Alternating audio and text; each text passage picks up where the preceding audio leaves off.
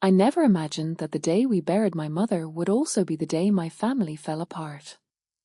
People say funerals reveal who truly loved the person you've lost, but in my case, they revealed something much darker. My name is Sarah, and 3 months ago I stood beside my mother's casket, trying to hold myself together while saying goodbye to the strongest woman I had ever known. Before the flowers had even begun to wilt and before the minister had finished his final prayer, my sister's husband stood in front of everyone and announced that his wife would inherit our mother's entire $4.2 million estate. The silence that followed was so heavy it felt impossible to breathe. I couldn't believe what I had just heard, and judging by the shocked expressions around me, neither could anyone else. If you're new here, don't forget to subscribe because this story taught me that greed has a way of exposing people when they least expect it. My mother, Margaret Collins, wasn't born wealthy. She built everything she had from nothing. She started with a tiny neighborhood bakery that she opened when she was only 26 years old. She worked 16-hour days, often sleeping on a small couch in the back office because she couldn't afford to hire extra staff. Over the years, that single bakery grew into a successful chain of gourmet cafes across the state. By the time she retired, her business was worth millions, but despite her success, she never acted like a rich woman. She drove the same old sedan for nearly 15 years, lived in the same beautiful but modest home, and always reminded my sister Emily and me that money should never define our character. Emily was 3 years older than me. As children, we were inseparable. We shared clothes, secrets, birthdays, and dreams. But everything changed after she married Daniel. At first he seemed charming, confident, and ambitious. My mother welcomed him with open arms. She even invested in one of his business ideas after he convinced her he was on the verge of becoming a successful entrepreneur. The business failed within a year. Then another one failed. Then another. Each time Daniel had an excuse. The economy was bad. Investors had backed out. Employees had betrayed him. Somehow, nothing was ever his fault. Yet he always seemed to believe someone else should rescue him financially. My mother stopped giving him money after realizing that every dollar disappeared without accountability. She never argued with him publicly, but I noticed the disappointment in her eyes every time he asked for another loan. Daniel didn't like hearing the word no. Over time, Emily slowly drifted away from us. Family dinners became rare. Holiday visits became shorter. Phone calls became less frequent. Whenever I asked if everything was okay, she insisted they were simply busy building their future together. Meanwhile, I stayed close to Mom. When she was diagnosed with pancreatic cancer, my entire world changed overnight. The doctors were honest from the beginning. They would fight the disease, but they couldn't promise victory. For nearly 2 years, I rearranged my life around her treatments. I worked remotely whenever possible. I drove her to every chemotherapy appointment. I sat beside her hospital bed through endless nights. I learned how to manage her medications, prepare meals she could actually eat, and hide my tears whenever she smiled at me and said she was feeling better. Emily visited too, but not often. Sometimes weeks passed without a single phone call. Daniel always claimed they were overwhelmed with work or traveling for business opportunities.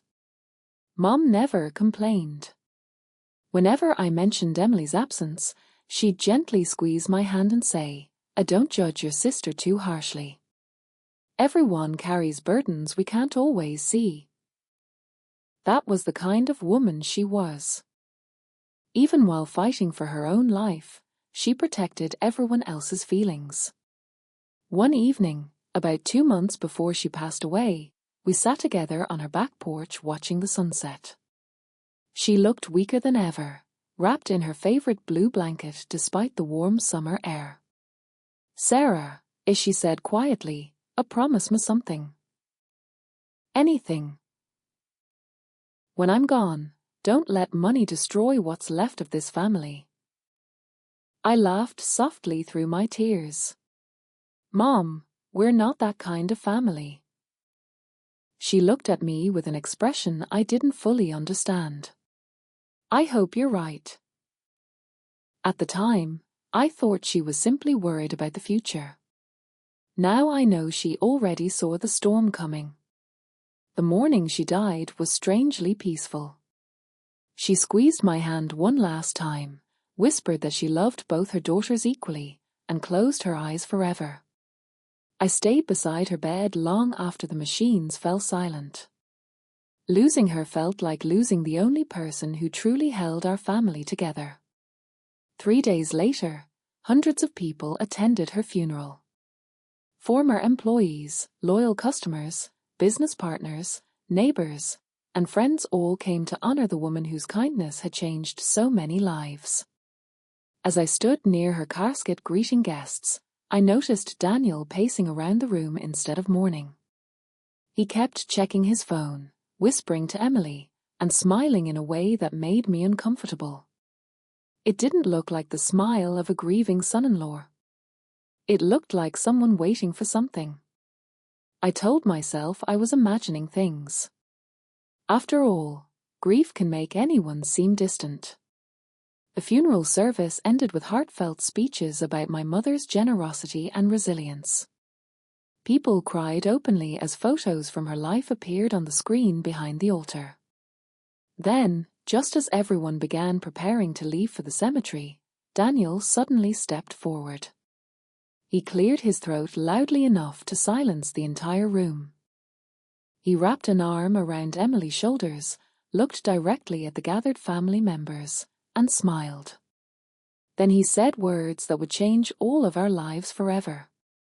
"Ladies and gentlemen, before everyone leaves, there's something you all deserve to know. Margaret made her wishes very clear before she passed away. Emily is inheriting the entire $4.2 million estate, and that's exactly how it should be." The room fell into stunned silence. I stared at him in disbelief. And then every eye slowly turned toward me. None of it made sense. She had always insisted that Emily and I would be treated equally. She believed fairness was the foundation of every family. Whenever she gave one of us a birthday gift, she gave the other something of equal value. Whenever she helped one daughter financially, she offered the same support to the other. She often joked that keeping peace between sisters was harder than running a multi-million-dollar company. Would that woman suddenly decide to leave everything to only one daughter? I couldn't believe it. At the cemetery, rain began falling just as the casket was lowered into the ground. The weather matched everyone's mood. As people placed white roses on my mother's grave, Daniel stayed several feet away, talking quietly on his phone. Who makes business calls during a funeral? The question lingered in my mind. After the burial, guests gathered at my mother's house for the traditional reception. The house looked exactly as she had left it. Fresh flowers still decorated the dining table. Her reading glasses rested beside an unfinished crossword puzzle. Her favorite sweater hung on the back of the kitchen chair. Every room felt as though she might walk in at any moment. Friends shared stories about her kindness. Former employees remembered how she had paid salaries during difficult times instead of laying people off. A neighbor recalled how my mother secretly paid for a struggling family's groceries every month for nearly a year. Listening to those stories reminded me why so many people loved her. She gave quietly. She never expected recognition. Daniel interrupted the conversations more than once by mentioning lawyers, paperwork, and future responsibilities. It was as though he couldn't wait for everyone to stop grieving and start discussing money. Finally, I couldn't stay silent. I walked over to him. Why are you acting like the estate has already been settled? He folded his arms. Because it has. No, it hasn't. Trust me, he said with a smug grin. You'll understand soon enough. His confidence sent a chill through me. I turned toward Emily again. Can we talk? Just the two of us. She looked at Daniel before answering. He gave her a slight nod. Only then did she agree. We stepped onto the back patio where Mom and I had spent so many evenings watching sunsets together. For a long moment, neither of us spoke. Finally, I asked, did Mom really tell you she was leaving everything to you? Emily's eyes filled with tears. I don't know. You don't know? Daniel said Mom changed her will after one of her treatments. And you believed him? He said he was helping her organize legal documents. I stared at my sister in disbelief. You actually saw the will? She slowly shook her head. No. So you've never read it? No.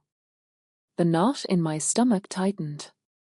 If you've never seen it, why are you letting Daniel make these announcements? Emily looked exhausted. Because he said the lawyer already confirmed everything. Which lawyer? I don't remember. You don't remember. She rubbed her forehead. There have been so many meetings these past few months. Something wasn't right. My mother handled every important legal matter through the same attorney for nearly 20 years. She trusted only one person with her estate planning.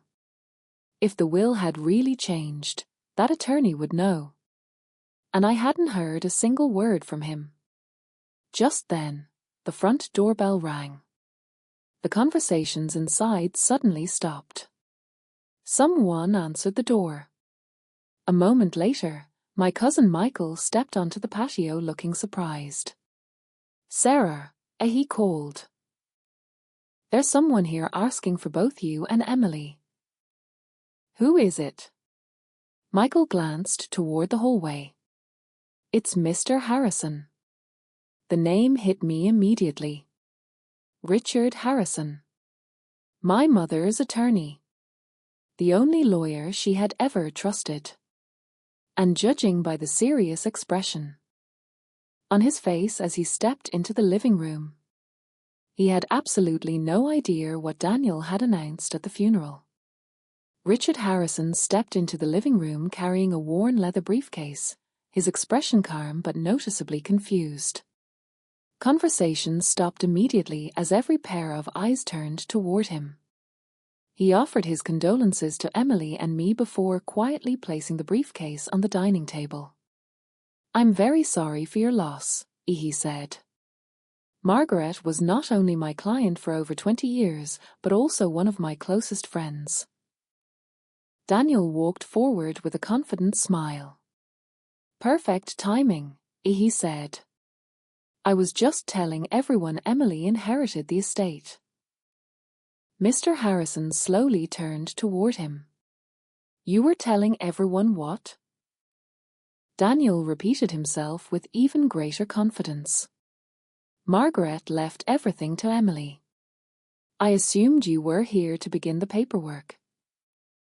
The attorney's face hardened. Who told you that? Daniel hesitated for the first time all day. Margaret made her intentions clear. Did she?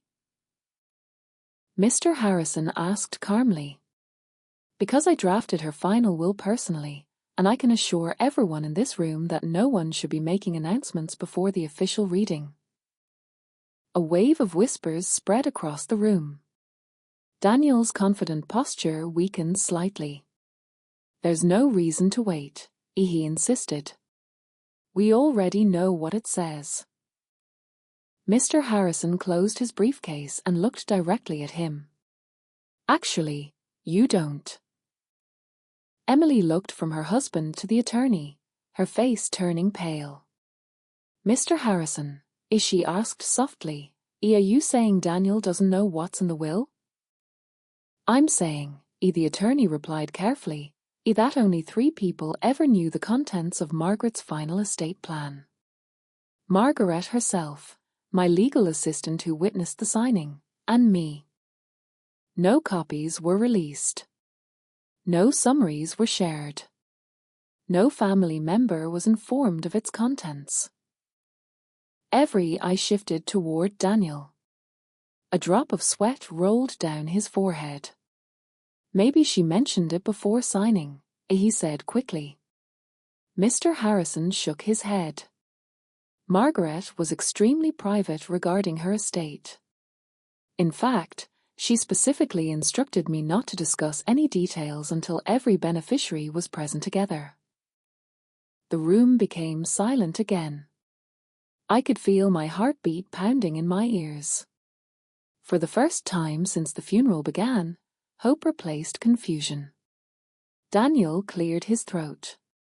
Well, maybe I misunderstood. Aunt Linda folded her arms. Misunderstood? You announced to an entire church that your wife inherited $4.2 million. Several relatives quietly nodded in agreement. Daniel forced an awkward laugh. It was an honest mistake. Mr. Harrison looked unconvinced. Perhaps. Regardless, the official reading of Margaret's will is scheduled for Friday morning at 10 o'clock in my office. Until then, no one should assume anything about the estate. He removed a sealed envelope from his briefcase. Margaret also left written instructions that this envelope remain unopened until the reading. He placed it carefully back inside. Daniel stared at the envelope as though it contained the answer to everything he wanted. I noticed something strange. His confidence hadn't completely disappeared. Instead, he looked nervous, almost desperate. As guests slowly began leaving the house, I watched him slip into the hallway alone. Moments later, I heard a drawer open inside my mother's home office. Something didn't feel right. I quietly followed him without making a sound.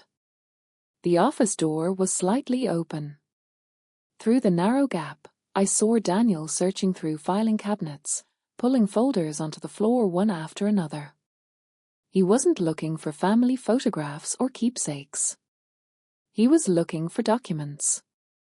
Suddenly he froze. Footsteps echoed behind him.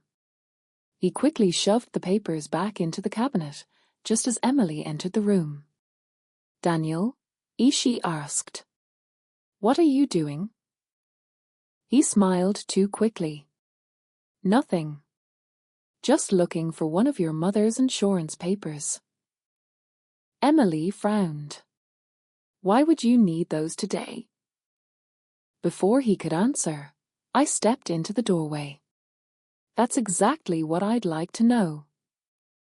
Daniel looked at me with forced calm, but for the first time since the funeral started, I saw fear in his eyes. Daniel slowly closed the filing cabinet and forced a smile that didn't reach his eyes. You're imagining things, Sarah, he said. I was only trying to help organize Margaret's paperwork before everyone came back. I looked at the folders scattered across the floor and then back at him. Funny way of helping. Emily stood between us, clearly overwhelmed. Can we please not do this today? She whispered. I wanted to let it go, but something inside me refused. My mother had trusted very few people with her personal documents, and Daniel had no reason to be digging through her office without permission. I bent down to gather the papers he had dropped. As I picked up one folder, I noticed a page sticking out with fresh creases, as though it had been opened recently. Before I could read it, Daniel quickly reached over and snatched the folder from my hands. Private financial records, he said sharply. You don't need to see those. His reaction only confirmed my suspicions. After everyone left that evening, I stayed behind to clean the house. Emily and Daniel left together without saying much. As I washed the coffee cups and folded the chairs, memories filled every corner of the home.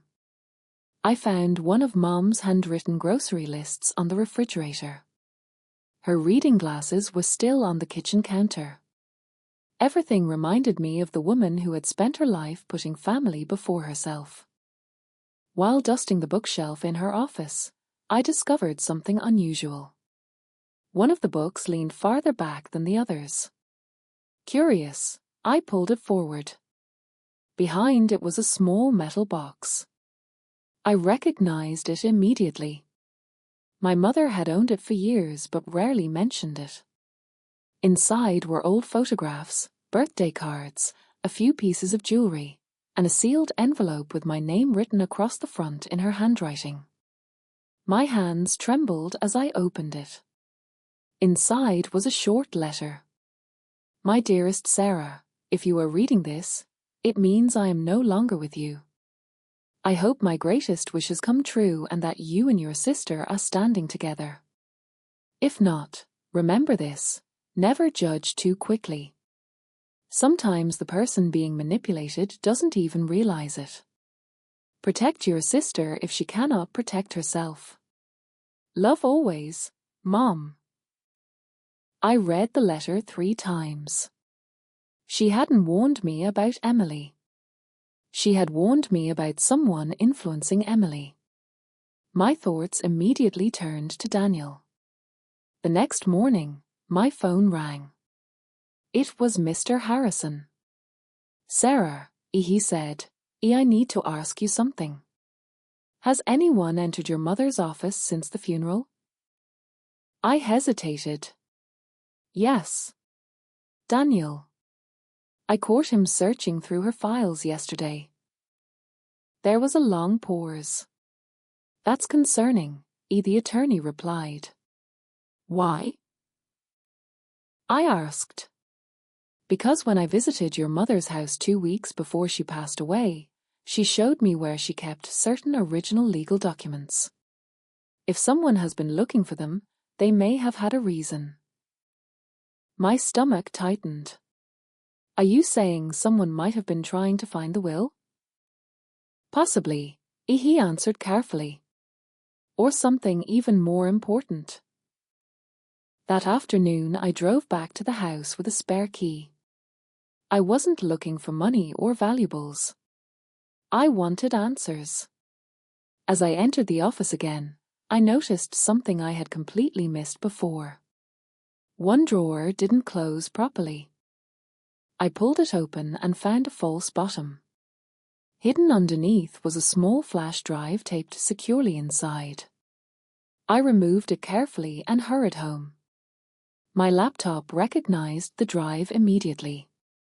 It contained dozens of scanned documents, family photos, business records, and several video files. One file stood out. It was dated only 3 weeks before my mother's death.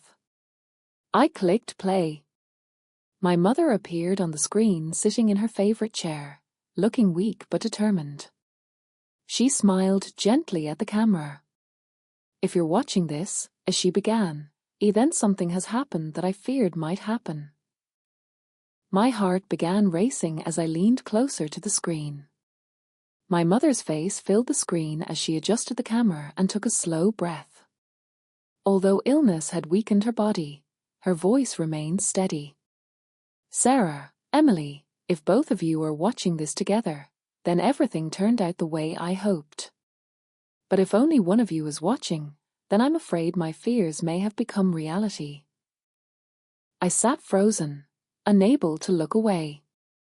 For the past year, she continued, I've noticed growing tension in this family. Most of it wasn't caused by either of my daughters. It was caused by greed. Tears rolled down my face as I listened.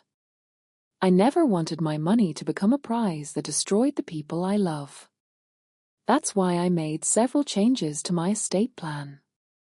Every change was made legally, with witnesses present, and every document was stored safely by Richard Harrison. She paused for a moment before continuing. Someone has been asking me questions about my finances for months. Someone wanted to know where I kept important papers, how much my investments were worth, and whether my will had already been signed. Those questions didn't come from my daughters. My heart sank. She didn't mention Daniel by name, but I knew exactly who she meant. Then she held up a small notebook. Everything has been written down. Every meeting, every request, every conversation that made me uncomfortable. If anyone challenges my wishes after I'm gone, Richard knows where to find this journal. I could hardly breathe. My mother had seen everything long before any of us did. The video ended with a final message. Sarah, don't fight with your sister. She has a kind heart, even if she's trusting the wrong person. Help her see the truth. The screen went black. I immediately called Mr. Harrison and asked him to come over. Less than an hour later, he arrived and watched the entire recording in silence. When it ended, he slowly removed his glasses. Margaret expected something like this, he said quietly. That's why she asked me to keep additional evidence. Additional evidence? I asked. He nodded. She kept detailed notes of every financial request Daniel made during the last 3 years. Some of them were disturbing. Before he could explain further, my phone rang. It was Emily. She sounded frightened. Sarah, can you come over? She whispered. What's wrong? Daniel and I had a fight. I found something in his desk. I drove to her house as quickly as I could. When I arrived, Daniel's car was gone. Emily was sitting at the kitchen table holding a stack of papers with shaking hands. She pushed them toward me. They were loan applications, unpaid credit card statements, overdue tax notices, and legal demands from several creditors. The total debt was well over $1 million. He told me we were doing fine, Emily said through tears. I had no idea. As I continued reading, one document caught my attention. It was a handwritten plan outlining how Daniel expected to use the inheritance to pay off every debt and invest the remaining money into another business. At the top of the page, in bold letters, he had written, *** after Margaret's estate clears. ***. Emily covered her face and began crying. He wasn't excited because my mom trusted me, she whispered. He was excited because he thought her money would solve all his problems. I reached across the table and held my sister's hand for the first time in months. She looked at me with guilt in her eyes. I'm so sorry, Sarah. I should have listened to you. Before I could answer, there was a loud knock at the front door. Emily opened it to find a courier holding an official envelope addressed to Daniel. After signing for it, she handed it to me. It was a legal notice informing him that one of his creditors had begun proceedings to recover hundreds of thousands of dollars. The deadline was only days away. Suddenly everything made sense. Daniel hadn't announced the inheritance because he knew the contents of the will.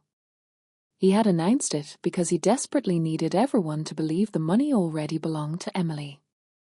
In just 2 days, the official reading of my mother's will would take place, and for the first time, I realized Daniel wasn't just hoping to inherit a fortune. He was counting on it to save his entire life. Friday morning arrived with a heavy silence that none of us could escape. Emily and I drove to Mr. Harrison's office together, barely speaking during the entire trip.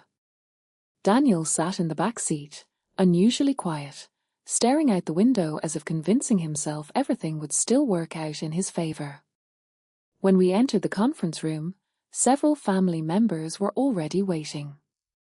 Mr. Harrison greeted everyone politely before placing a large sealed envelope on the table. "Before I begin," he said, "I want to remind everyone that Margaret carefully planned every detail of her estate. Her decisions were made freely, legally, and with full mental capacity." Daniel crossed his arms confidently. "Let's get on with it," he muttered. Mr. Harrison broke the seal and unfolded the will. The room became completely silent. He first read several charitable donations that my mother had arranged for children's hospitals, food banks, and scholarship programs. Then he announced that long-time employees would each receive generous bonuses in recognition of their loyalty. Smiles and quiet tears filled the room. My mother had remembered everyone who had helped build her business. Finally, Mr. Harrison turned to the section concerning the family estate.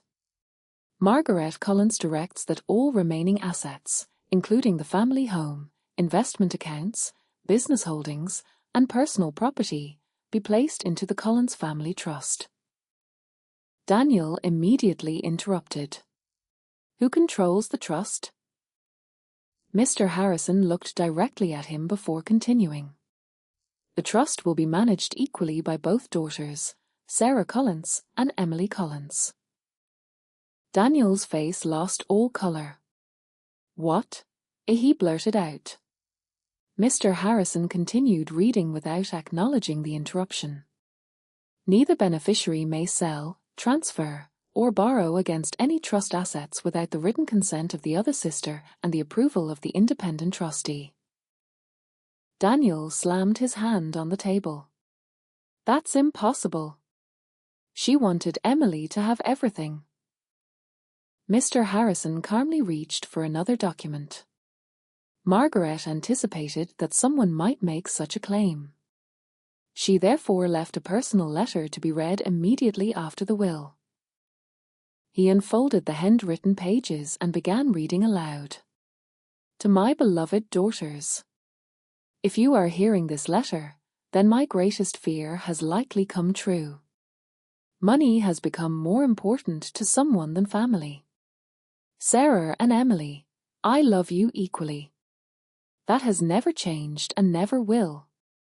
Everything I built belongs to both of you, but only if you protect each other. Never allow another person to divide you for financial gain." Tears streamed down Emily's face. She reached over and took my hand. Mr. Harrison continued. "To Daniel. I sincerely hoped you would prove my concerns wrong. Unfortunately, your repeated requests for money, your attempts to influence financial decisions, and your interest in my estate forced me to protect my daughters. You will receive exactly $1, not out of spite, but as proof that I did not forget you. I simply refused to reward greed." The room fell silent. Daniel shot to his feet. "This is ridiculous. This isn't what she promised me." Mr. Harrison calmly closed the letter. "Margaret never promised you anything." Daniel demanded to see the original documents, but Mr. Harrison produced witness statements, notarized records, and the video Sarah had discovered. Every document confirmed that the will was authentic. There was nothing left to argue. Emily slowly stood up and faced her husband. "Did you really believe my mother owed you her life's work?" Daniel opened his mouth but couldn't answer. "You lied to me," Emily said quietly. "You lied to my family, and you used my mother's death to chase money that was never yours." She removed her wedding ring and placed it gently on the conference table. "I'm done." Daniel looked around the room for support, but no one spoke. No one defended him. He picked up his jacket and walked out without saying another word. The door closed behind him, and for the first time in months, the room felt peaceful. Emily turned toward me, tears filling her eyes. "Can you ever forgive me?" Without saying a word, I hugged my sister. We both cried, not because of the inheritance, but because we had almost lost each other forever. Months later, we honored our mother's memory by creating the Margaret Collins Scholarship Fund, helping young entrepreneurs build honest businesses just as she once had. We restored the family home together, not as rivals but as sisters. Standing beside Mom's grave on the anniversary of her passing, Emily squeezed my hand and smiled through her tears. She was right, as she whispered. Money never defines a family. Love does. I looked at the flowers resting beneath her headstone and quietly replied, "Ian, the greatest inheritance she ever left us wasn't for $0.2 million. It was the chance to find our way back to each other.